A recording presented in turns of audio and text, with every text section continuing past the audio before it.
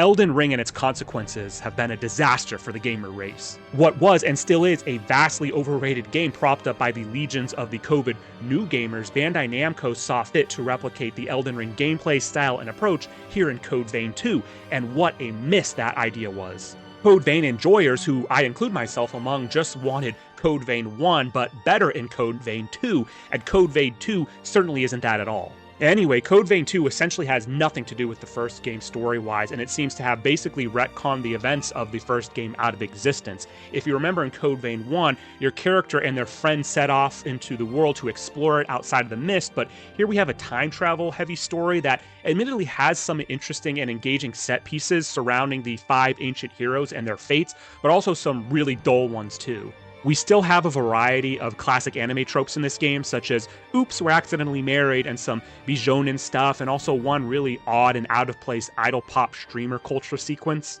But Code Vein 2 is still a recent release as of this posting, so I'll keep spoilers to a minimum, which will make this part of the review pretty short, but what I can say is that in general, stories involving time travel often become really convoluted and stupid quickly, but here in Code Vein 2, I think there were reasonable efforts to keep the story going off the rails too much, but by the time the credits roll for the true ending, it does wrap up the story adequately, but I don't think beyond that there's an incentive to play New Game Plus for the story specifically. And this game's presentation is also innately tied to the time travel stuff, so most of the previous eras you travel to are supposed to represent a pre-calamity period, and there was again some effort to make these areas be war-racked and affected by varying levels of devastation, and I will say that regardless though of the time period you find yourself in, the game's presentation is all still pretty samey. There's a lot of these industrial, militaristic, and somewhat gothic zones and architecture that you explore through, mostly in the dungeons, but they all tend to be really washed out or covered in rain and fog, and the present era in particular just doubles down on that presentation entirely. Also, one substantial visual change from Code Vein 1 to this game is that blood is now presented as this non-Newtonian liquid gold foil nonsense that really sort of undermines the game's overt vampiric themes and subject matter. Some quick notes on performance of Code Vein 2. It's not egregious, but there were definitely problems when I played it. Not only did I have probably about 4 or 5 crashes on the Xbox Series X over the course of about 50 hours that it took to play this, but there was also a predictable stuttering and FPS drop whenever I would load into the open world, and there were more than about 5 enemies within the, quite frankly, overly massive draw distance. The default control scheme in Code Vein 2 also left a lot to be desired, most notably how the general use button, which is used to activate switches, pull levers, that sort of thing in-game, is the same that is used to cycle through NPC dialogue.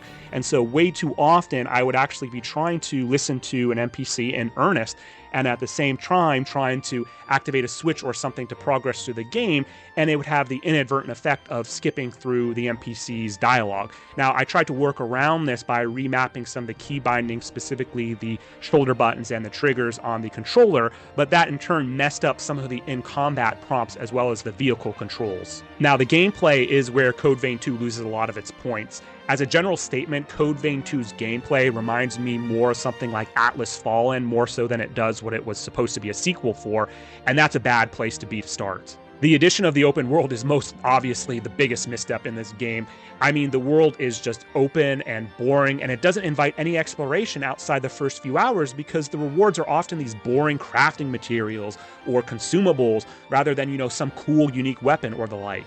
And it's really a shame that multiplayer was removed in this game because it actually really would have worked well here with such a large open world, but oh well, what can you do? I also found that most of the required dungeons and basically all of the optional ones are just uninteresting.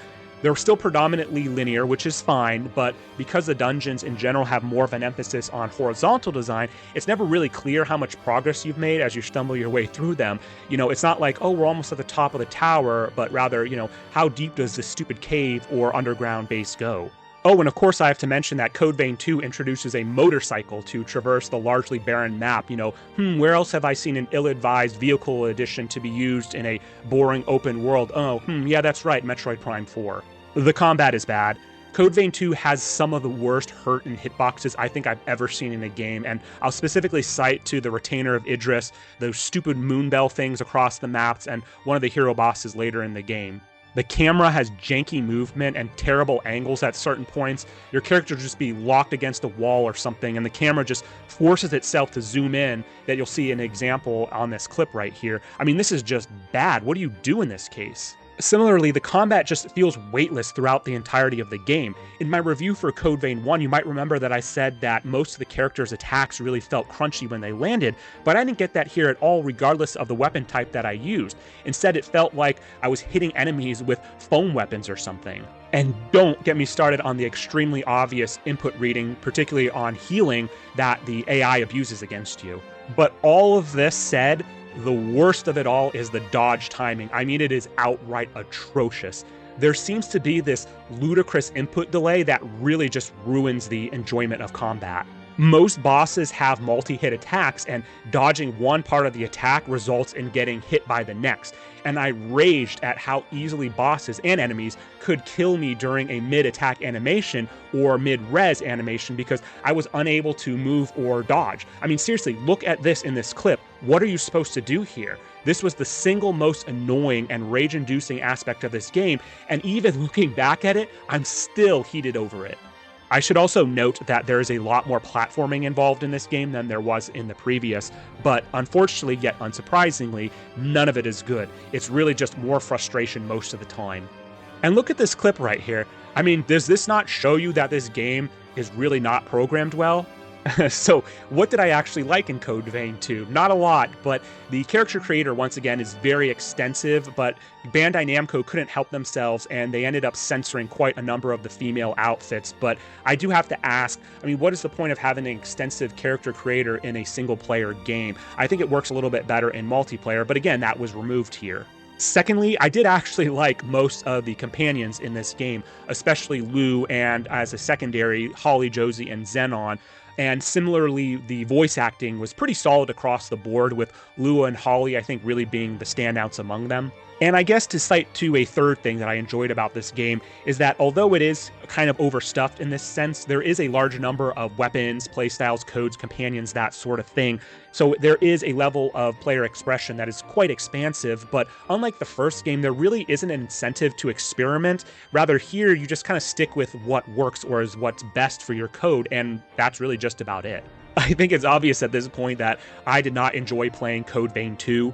I found that the game ultimately was just a less polished, soulless sequel, as well as just being a hollow and frustrating experience that removed many of the charming characteristics of the first game, even if those characteristics were a little bit flawed. So while I don't enjoy doing this, I have to realistically give this game at least a full letter grade down from the first game, which causes Code Vein 2 to bleed out at a C-/D+. As of this posting, Bandai Namco has said that they're going to implement some fixes and balances by early March 2026, but I'm already done with this game, and maybe the DLC in a year will fix this game, but I doubt it. What a disappointment this game was.